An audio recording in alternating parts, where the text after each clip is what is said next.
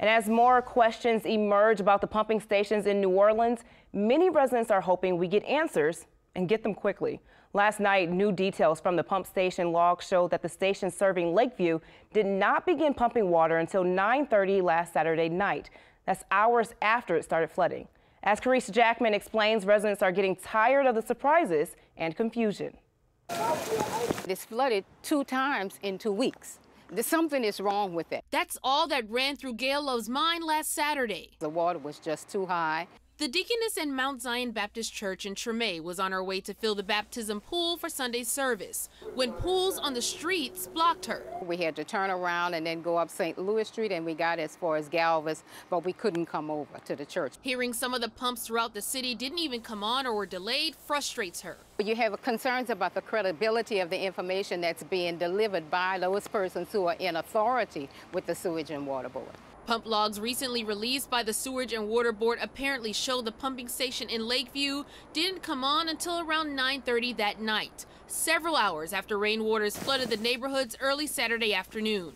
They also show pump stations 2, 3, and 7 in Treme and Mid-City possibly were off for hours-long stretches. Mayor Landrieu provided updates this morning on the generators, but says he hasn't looked at the pump logs. I think that the after-action report is going to demonstrate what the facts are. The logs will say what they say. Councilmember at large Jason Williams finds the log reports disturbing, but not surprising. I was in the neighborhoods, and people were describing water just standing, not moving. It looked like a mirror. And they said at a certain time, it began to drain. And it was so quick that a current developed, which sounds like a pump coming on. Williams and council members hounded Sewage and Water Board leaders during a special meeting Tuesday. It's where we found out the pumps weren't working at full capacity. A statement Executive Director Cedric Grant told the public and media hours after the rising waters damaged cars, businesses, and homes. I believe that we need a third party.